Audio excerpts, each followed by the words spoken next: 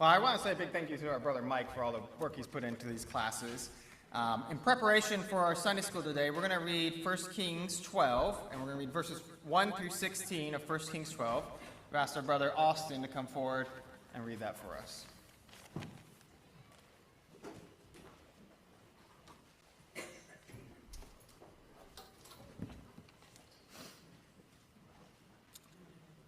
Reading together 1 Kings 12. And Rehoboam went to Shechem, for all Israel had gone to Shechem to make him king. So it happened, when Jeroboam the son of Nebat heard it, he was still in Egypt, for he had fled from the presence of King Solomon and been dwelling in Egypt, that they sent and called him. Then Jeroboam and the whole assembly of Israel came and spoke to Rehoboam, saying, Your father has made our yoke heavy. Now therefore lighten the burdensome service of your father, and the heavy yoke which he put on us, and we will serve you. And he said to them, Depart for 3 days and come back to me. And the people departed. Then King Rehoboam consulted the elders who stood before his father Solomon while he still lived. And he said, How do you advise me to answer these people?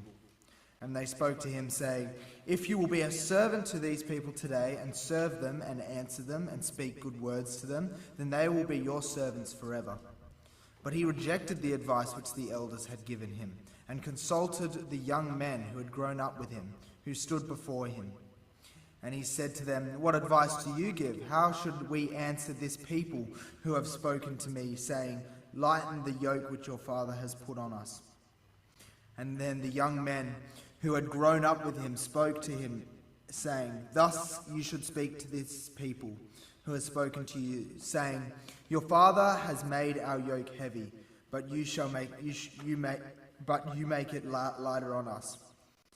Thus you shall say to them, My little finger shall be thicker than my father's waist. And now, whereas my father put a heavy yoke on you, I will add to your yoke.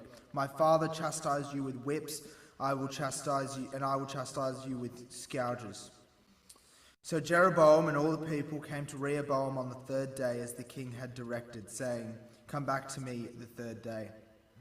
Then the king answered the people roughly and rejected the advice which the elders had given him.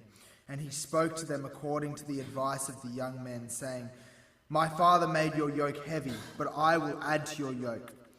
My father chastised you with whips, but I will chastise you with scourges.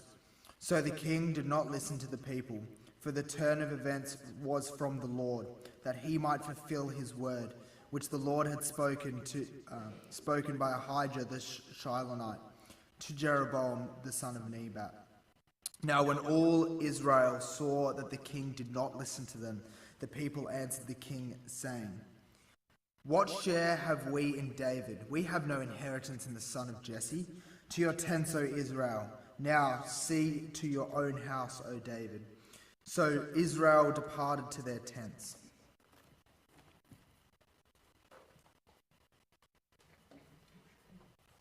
Thank you, Brother Austin. I ask that you give your attention to our brother Mike.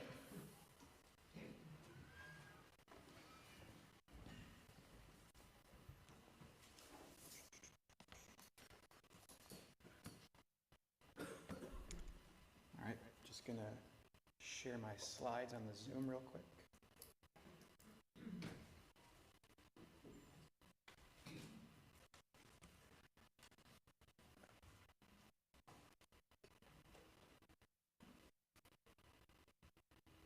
Okay.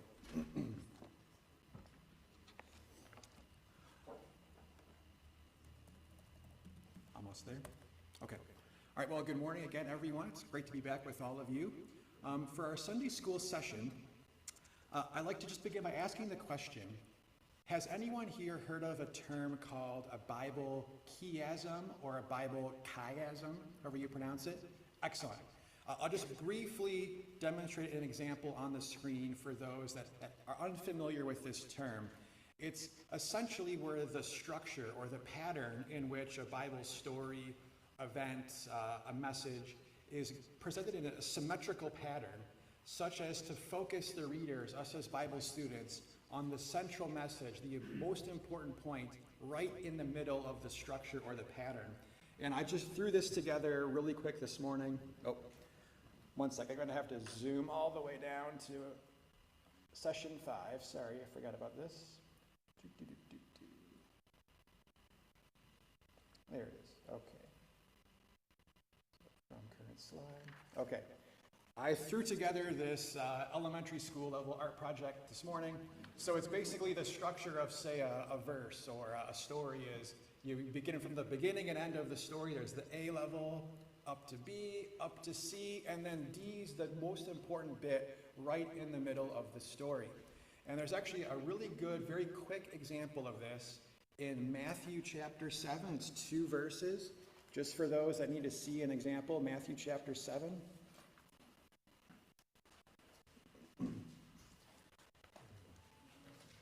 It's just going to be verses 4 and 5, talking about, using the eyes, your eyes and your neighbor's eyes, or your brother's eyes, in this quick little 2-verse story, and see if you can see sort of a symmetrical pattern here. So we've got verse 4 of Matthew 7.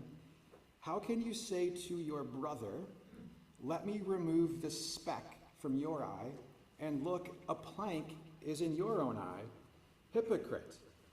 First remove the plank from your own eye, and then you will see clearly to remove the speck from your brother's eye.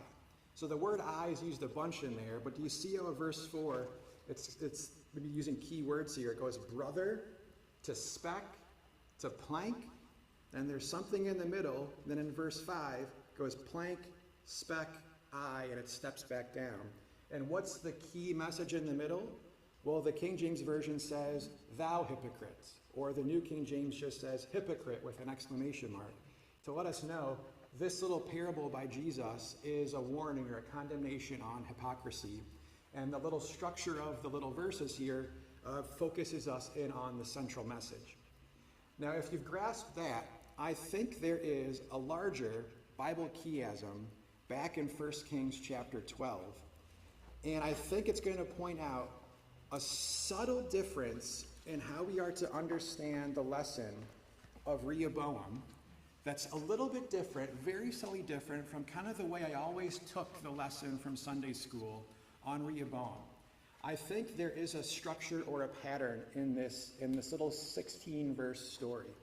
So follow with me if you can. The chiasm of 1 Kings 12. So beginning at the outer edges, verses 1 and verse 16, what's the similar thing in both of these verses is that this is addressing all of Israel. All of Israel has gathered in verse 1, and all of Israel is upset and disperses in verse 16. Then we have verses 2 and 15, so working our way into the middle of the chiasm here. It's addressing Jeroboam, the son of Nebat. It's a response to him. He's hearing of this happening. So Jeroboam, the son of Nebat, is involved in verses 2 and in verse 15. Then the next 2 verses in on either side is sort of a statement of the problem, or again later on, a reciprocal statement of the problem that Rehoboam's father, Solomon, had made their yoke grievous.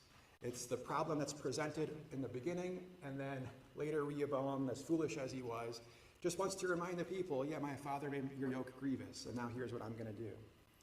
Moving further in, verse 5 and 12 is sort of the time period in which Rehoboam took to address this. It's the 3-day time period. So he says in verse 5, if you see, depart from me for 3 days, and then on the 3rd day in verse 12, he comes back to address the issue. So we're getting closer to the middle. In verses 6 and 7, he consults the elders. He asks the question of the wise old men, what should I do? And in verses 9 through 11, he consults and discusses with the young men and gets advice from the young men, his contemporaries. And so what is the one verse right there in the middle that I think this little structure, this chiasm, is pointing us to is that in verse 8, he rejected the elders' advice. And so it's going to be a very subtle little difference, but if we see that the structure of this story is pointing us to the fact that Rehoboam rejected the elders' advice. That's the thing right in the middle. Isn't that a little bit different? Maybe it's just me. From what I had always thought was the take on Rehoboam was that He asked the old men, he asked his friends, he asked the young men, he weighed out both options, he thought about the choice, and he unfortunately made the wrong decision. That's not really what the structure is saying. It's saying that the central thing he did was reject the elders' advice. And if you kind of look at the structure again, he did that before he even consulted the young men. It's as if he kind of had an obligation to talk to his father's wise men. Well, I have to kind of fulfill, I'm the king, I got to talk to these guys. Okay, I've heard them reject it. And then he says, okay, now I'm going to talk to my friends, talk to my contemporaries, and that's going to be what we do. There was never really a choice here, was there? He never really gave proper consideration to the advice of the old men. He rejected it outright, and the Bible really focuses in on that mistake. So therefore, he was only left with the choice of whatever the people his own age were going to do. So I think the structure of 1 Kings 12 here points us to a classic biblical lesson, that it is a mistake to outright reject, to not properly consider the advice of elders. Rehoboam never really gave them a fair shot. It wasn't an equally weighed decision. He just dismissed the elders outright. And there's a lot of other Bible passages on this. 1 Timothy chapter 5, verse 17. Let the elders who rule well be counted worthy of double honor, especially those who labor in word and doctrine. As far back as Deuteronomy chapter 32. Remember the days of old. Consider the years of many generations. Ask your father, and he will show you. Your elders, and they will tell you. And one more, 1 Peter chapter 5, verse 5. Likewise, you younger people, submit yourselves to your elders. Yes, all of you be submissive to one another and be clothed with humility. So, and then I'm sure there's more out there you could find.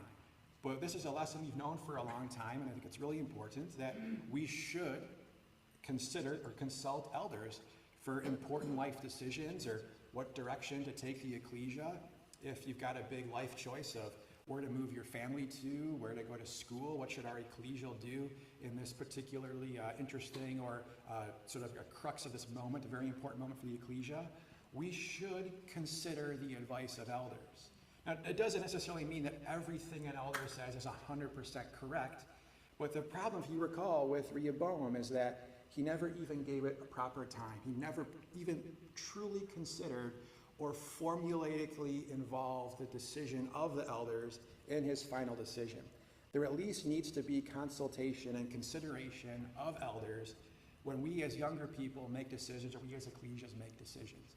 So we all know this to be true, but in the year 2024, in our modern day, doesn't it seem like, maybe it's just me, but there's a larger generation gap now than I can remember there really ever being.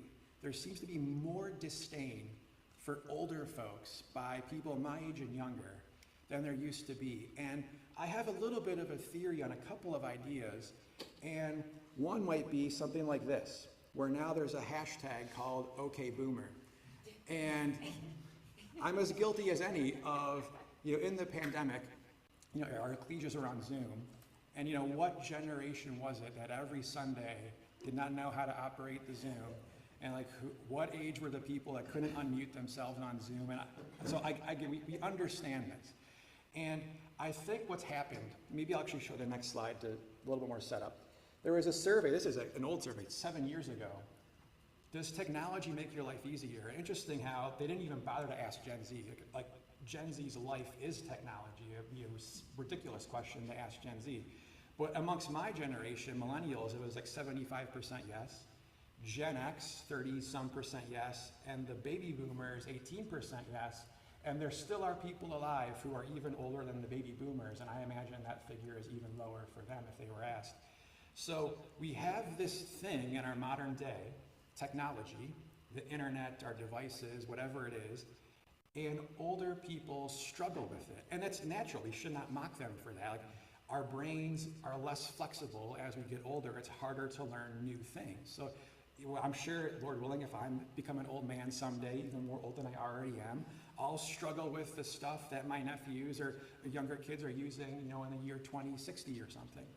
So this is a natural thing, that it's, the brains of our elders are full of all of the knowledge and the memories of all of their years of being alive. There's just less room to add more stuff into their brains. So they're going to struggle with it. But the point of that is that because technology is so much a part of our lives, we often therefore look at elders and we just see how often they struggle with this really important thing to all of us who are younger, and we think, what could they possibly offer me? Like, they can't even attach a file to an email. What advice are they going to have to give to me about where to go to school, about how to handle this interesting or difficult, challenging spiritual predicament I'm facing in life? What advice will they have for my marriage and my family if they can't even figure out how to use their cell phone? So we have this barrier of technology that I think is separating the generations. And I think there's other things as well, but I think this is a big factor that's unique to us in our modern day. And so I guess the challenge for all of us is, how do we as an ecclesia, how do we as brothers and sisters remedy this? And I guess I would just have to speak to I would love to say my fellow young people, maybe to the young people, and say, I think the lesson of Scripture, lesson of Rehoboam, is that it's at your own peril that you make a big life decision and not consult an elder. I think you should take the time and the effort, go out of your way when there is an important thing coming up, to ask the advice of a trusted elder or somebody that's given you good advice in your past in the ecclesia. Young people, you need to seek out the advice of elders. That's the advice of Scripture. And get past this idea that, they can't even do this. What are they going to offer me? Even though they can't give you advice on anything technological, they have a lot of advice to give on other practical life decisions, like your spiritual life, your romantic life, your career life, family life. They have a lot of advice on that. Even if this really important thing, your devices and technology, they can't help you, you have to help them. Don't let that be a barrier between you and the elders in your ecclesia. And I guess my advice would be for the elders is try to find ways where you are useful and helpful. Try to create spaces where you do have an in. Granted, this was about 20 years ago, but back in Detroit, we had an older brother who would host, we call it mutual improvement classes in his condo. And he would invite young brethren over, and they would practice their exhortations, and he would discuss and give feedback. And that was our brother Roy Stiles, who's now asleep in the Lord. And he was this incredibly wise elder who was an incredible mentor for me, but he carved out that space. And so I would say for the elders, try to carve out a space where you are reaching out. You're at least offering the olive branch to make it easier for young people to come to you and approach you. So I feel like from all directions, from different ages, we need to try to bridge the gap that technology is creating between us and find spaces, create events like this, where there's old and young mixed together in face-to-face conversation, and find time for the generations to merge together in spaces just like this. Now, we're not going to do the 5-minute breakout discussion sessions, at least not right now, maybe if there's time at the end of the class. But these, in theory, would be the 3 discussion questions. I'll at least put them up here for a minute to consider, which is, what prevents young people from respecting and valuing the wisdom of elders? I think technology is a big one. Politics is a big one. There's other things, but I really do think technology is a big one. So therefore, how do we bridge the communication gap caused by technology? And how can elders provide value, leadership, advice, care, and wisdom to young people in our modern world? All right, so that's session 5. Let's now jump ahead to session 6, and feel free to discuss these maybe after our break before memorial service. All right, so session 6. I'm going to probably speed through some of these passages here. I want to briefly discuss, if you can kind of do a mental transition now, to the principles God put in place for the nation of Israel back in Old Testament times. So think of what God told the nation of Israel should be their ideal in terms of their relationship to the surrounding nations. And so in Joshua 23, verses 1 through 13, we're not going to read the whole thing, but maybe the key verse is verse 12. So I'll just jump to Joshua 23, And it's where the nation is being addressed.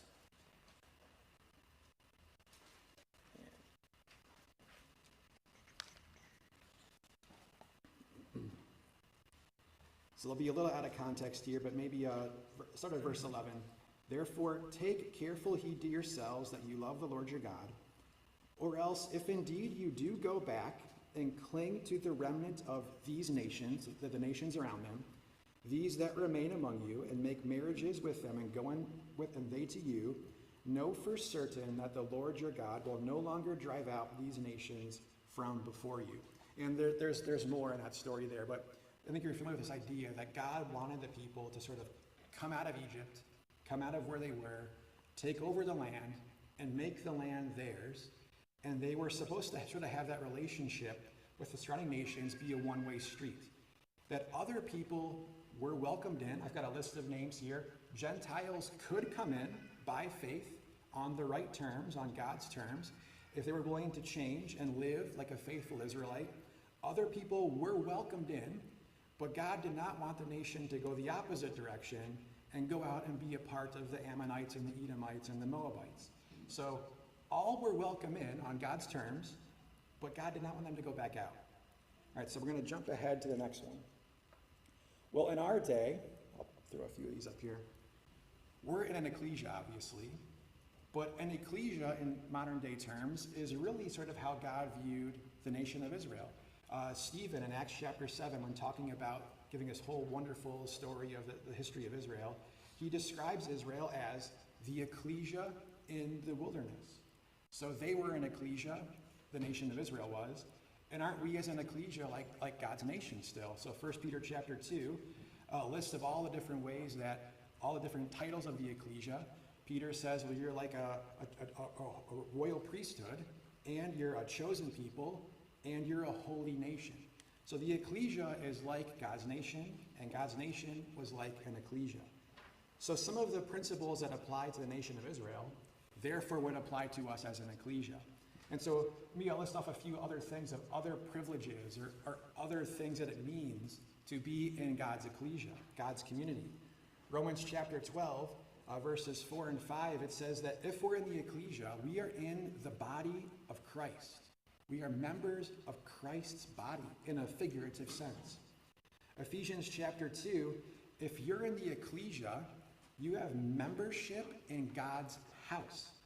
Like I had a lovely visit staying at the Link House this weekend. They invited me in so warmly, but we all as believers are invited warmly into God's house. The ecclesia is the house of God, and we are there permanently staying in his ecclesia. And we're loved as God's children in 1 John chapter 3, verses 1 and 2, a beautiful verse. Behold, what manner of love the Father has bestowed on us, that we should be called the sons of God. So God chooses to call us his sons and daughters if we are in the ecclesia. It's like, what a wonderful thing to be a part of the ecclesia, part of God's nation. But therefore, the same lessons, principles, teachings that apply to the nation of Israel also apply to us in the ecclesia. That all are welcomed in. A beautiful verse by Peter here. Let me just read this one. Acts chapter 10, verses 34 through 35.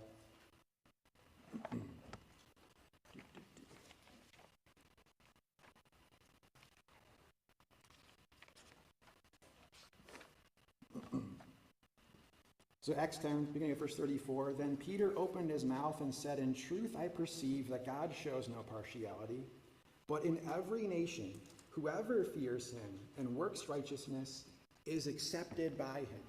So again, like anyone can come and be a part of the ecclesia if they join, on God's terms, are walking by faith, like Rahab and all the faithful of old, all the faithful Gentiles could become Israelites. Anyone can be in God's ecclesia now if we turn to him in faith. But again, it's a one-way street. We're not supposed to turn around and then want to join the Edomites and Ammonites. So Romans chapter 12 is the famous verse, be ye not conformed to this world, but be transformed by the renewing of your mind. And then, of course, the idea, therefore, that applies to our ecclesia is that fellowship is sacred. How can light have fellowship with darkness is the key phrase from 2 Corinthians chapter 6, verse 14. So anyone who by faith wants to have their mind transformed to a spiritual mind, who wants to come and be a part of the ecclesia, wants to walk in light and dwell in light, will have fellowship here in this ecclesia. All are welcomed, but we're not supposed to turn around and go be a part of the nation, so to speak, the other communities, if you will, the other groups around us. And maybe we'll just breeze past a few of these other verses here about life in the ecclesia and how important the ecclesia is, that it's a really important community for us to support and be a part of. You know a lot of these verses here. Forsake not the assembling of yourselves together. So what is the classic lesson? Again, one should we all know and agree with and support is that being in the ecclesia, being in God's family, this is a very important community that we're a part of. It's a calling. It should be the priority of our lives. The ecclesia should be our spiritual family, a community that embraces and supports and cares for each other and works together. And we invite others to join. We preach and we bring friends from work, bring your cousin, bring your grandkids. We want to bring people into the ecclesia, but we don't want to conform outwardly to the other communities around us. So we know all of this to be true, that this is an important community, and we should be careful of the other communities that we join or are a part of. All right, so what is the challenge today? For a particular group of people in the ecclesia, as it relates to this idea of community and valuing the ecclesia and supporting the ecclesia, not being tempted to go back and hang out and party in Edom and Moab. And this one really caught me by surprise a few years ago. And I want to tell a little story before I introduce the full weight of the matter, is that I mentioned how I work at a university yesterday. And sometimes I like to eat in the cafeteria. And we have a really nice cafeteria at LTU. And one day, it was like 6-7 years ago, I was just eating my lunch, and I was next to a table of a bunch of the computer science students. And I was eavesdropping. And they were talking about all the games that they played. And one of them, he mentioned this Japanese game that's gone now. I think it's called Osu, O-H-S-U. And he said, like, I'm going to paraphrase his words. He said, it was a fun game to play, but I didn't like the community. And other people next to them were like, oh yeah, that was a useless community. Cool game though, and they moved on. And I was just sitting there thinking in my 35-year-old brain, like, what? Like, if you had a fun time playing a game, isn't that why you play the game? Like when I was a young kid, like I loved Nintendo 64. I played Mario Kart and Smash Brothers because those were fun games. But now it seems like young people, the community that surrounds a video game is just as important to their experience as a consumer as the game itself. And these college kids chose to not play a game they liked because the community of the game they did not enjoy. And that took me by, I still think about it today. Like I can't digest that idea that shouldn't you play a game because it's fun, not because of the other people you play it with. But this is, again, my 40-year-old brain thinking about things. But I think this is a real challenge that's emerged in this past decade, the past even 5 years, for our young people in particular. And so I apologize for those that can't read the font on this. But this was a survey taken by ypulse.com. And they asked the question, outside of family and friends, where do you find your sense of community? And so they were asking people under 40, so millennials and Gen Z. And the light purple, the pink color is Gen Z, and the darker purple color is my generation, millennials. Look at what the number one response is for Gen Z or any of the categories. The second from the top is a video game. They go to video games for their sense of community. It's baffling to me, but this is happening. Even though I can't understand it, it's happening. Now, that even topped other things like social media platforms, their school sports teams, organized religion is right in the middle. Of all of the places in life you can go to feel like you belong, that you're a part of a group that's bigger than yourself. Of all of the possible responses, Gen Z's number one answer was video games. Maybe this is another interesting filter on this data. Then they took that same age group, but filtered it by male and female. So anybody under 40, male, female, And look at the polarization by gender. For men, which is the pink color, males, 48%, half of men under 40 in this survey said they go to video games for community. And then it was much, much lower for women, for females. And oddly, almost every response, there was that the male response was higher than females, except for not feeling connected to a community at all, where women were much higher. And I'm not completely sure why. That's kind of an interesting side note. But I think this is a challenge. Like, this is something we should be aware of. This is something we should see ahead of us, like Lot should have seen Sodom, is that for young men, particularly Gen Z young men, the video gaming world is a community that's available to them and is very tempting. And I actually presented this not 5 years ago to the Detroit CYC, but about 2 years ago. And after the class, quite a few young men talked to me after and said, in the pandemic, that was me. Like, I was just gaming and gaming and gaming, and I'm hanging out, I shouldn't say hanging out, but I'm talking to people in Korea and people from Europe, and like they're making these like fake virtual friends, and that's where they felt they belonged. Like, they were, that was their group, was all of these other gamers online, and it wasn't the ecclesia because of the pandemic. And the good news is that all of them, almost all of them, have since, they've come back to the ecclesia, they love the CYC, they feel embraced there. So it was just kind of a pandemic-induced problem. But that doesn't mean that this still isn't an issue. And certainly there were other young men who were saying, my little brother's in the middle of this. So I think this is a current challenge, that our young men, if they don't want to come to the ecclesia, there's a very easily accessible community right there that's super fun, that they think that they truly belong in, the video gaming community. I'll throw a few headlines up. We have enough time for these. Just random articles. How online gaming has become a social lifeline. So again, in the pandemic, people were turning to video games to make friends and feel like they had connection with other humans. The top of the article says, gamers have known for a long time something that everyone else is starting to figure out, that there's community connection on the other side of a screen. And I think one more here. From Reddit to Sea of Thieves to Grand Theft Auto, how online games are shaped by the communities that use them. This was a really interesting article. I'm sure you can find others like this, where they're saying that this trend is actually changing the industry. So now gaming developers, they know they have to create community forums and places for the gamers to interact beyond just how good the game itself is, or create a game that's sort of inclusive or induces community involvement. And game developers now, they listen very closely to what popular gamers and what the gaming community wants in games.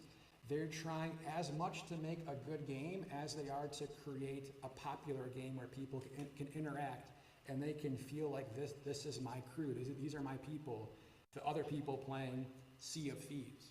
They want to create these spaces. So the industry is targeting its consumers, young men under 40, and saying, how can we create a community for them so that they buy our games? They're targeting this group of people, the young men in our ecclesia and around the world, and they're designing their games. They're putting their budget into purposely trying to draw us out to join their community that they're curating. So how can we deal with this challenge? Well, I think we have to ask the question, first of all, is that if we're going to hope and pray and try to encourage people to not join the Sea of Thieves online community, if you want them to not be pulled out away to Edom and Ammon and Moab on their video games, we have to be providing a good community here in the ecclesia for them. So we need to set an example and prioritize the ecclesia ourselves. Make sure the ecclesia is active, that the ecclesia is a positive place to go to. If we put the ecclesia first in our lives, the young people will see that, and they'll say, okay, my parents are doing this, my beloved aunt and uncle over here, my mentor here, I see their example of how much they love the ecclesia, I'll follow that pattern. But if we ourselves are, I think the next bullet point says, If we ourselves are spending all of our days on Facebook or all of our days in our own communities doing our own thing, we should check our own internet habits at home. What communities are we involved in our personal lives Monday through Saturday? And if our young people see that we're sort of half in, half out, and we're kind of just like half-heartedly going through life in the ecclesia, well, that's the example they'll see. So we need to make the ecclesia a place where it's an inviting place for our young people to be. Why are we drawn to online communities? Why is it tempting? I'll mention another interesting example here is that if we lose our community in real life, it's very, very easy, like it's right here, to just jump into a virtual community. And I mentioned the example of QAnon. Have you ever asked the question, why does nobody talk about QAnon anymore? It was like a big hot topic. It was always on CNN like 3 years ago. In 2020, 2021, everyone's talking about QAnon. Either they're ripping it or people, I believe, like JFK Jr. is still alive. It was a whole thing like 3-4 years ago, and now it's gone. Nobody talks about QAnon anymore. Well, CNN did a really interesting piece about, they interviewed all these people, and all of these people who used to be in QAnon said, it was the pandemic, I was isolated, I was desperate, I was alone, I just fell into an internet black hole, and QAnon found me. And so people who were in a bad place in the pandemic just fell into QAnon.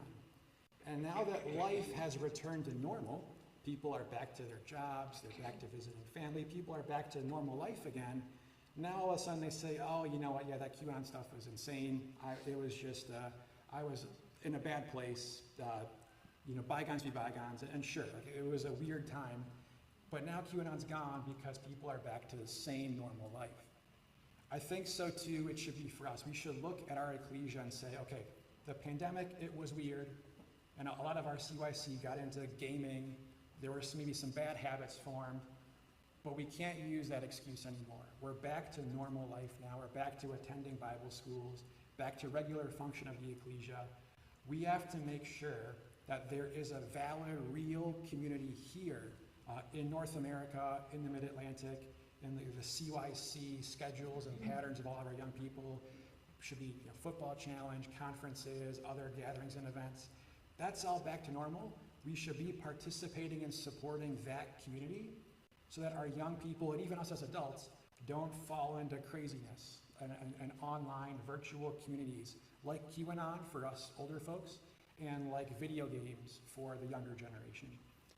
And maybe one more question here. Why would the ecclesia not be your community? Why would you feel like I'd rather be somewhere else?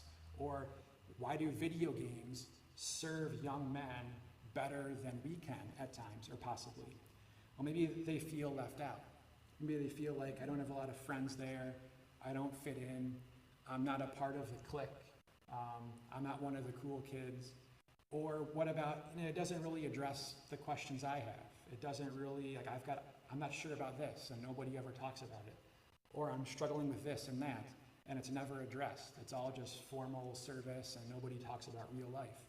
Like, we should make our community, our ecclesia, very real and practical and address the challenges and the questions that we have and that our young people have.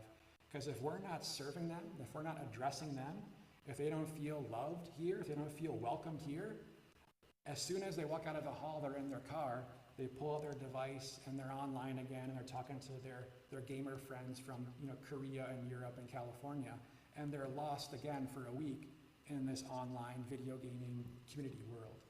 So we have to make our ecclesias a place for everyone, and especially I think now for our young people, because the temptation to just go online and zone out and be a part of a virtual community is stronger than ever. And it did not exist when I was younger, but it exists for our young people today. So our discussion questions, and I think we do have time for this. Oh, sorry. We got 10 minutes, perfect. So let's just take the last 5-10 minutes of class. We can discuss how can we ensure that the ecclesia of God is a positive and beneficial community for believers, and how do we resist the 24/7 pull of online communities that separate us, and especially our young people, from the body of Christ. And you could also discuss the earlier topic of sharing wisdom from elders to our young people as a little bonus side topic if needed. So let's take a few minutes now and discuss in our breakout groups like yesterday.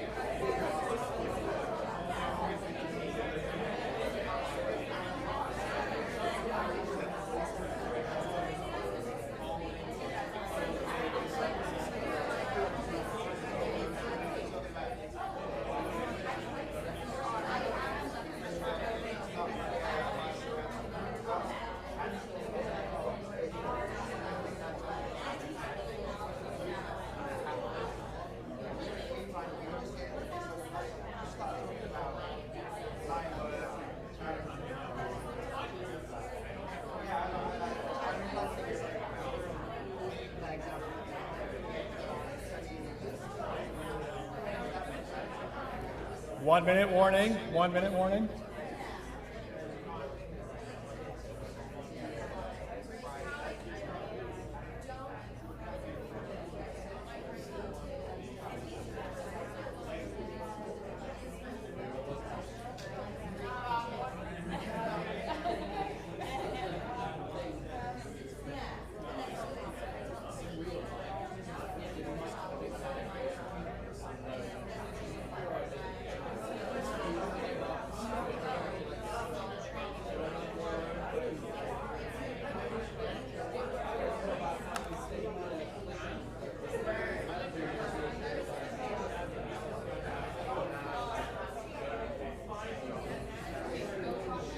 All right, thank you all. Let's circle back if we could.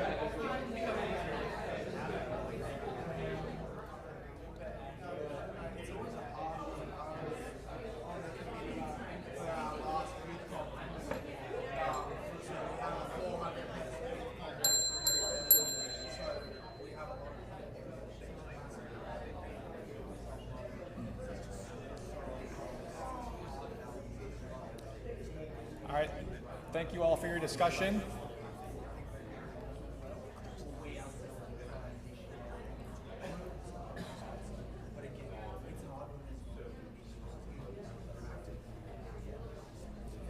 Maybe just two quick things before we close.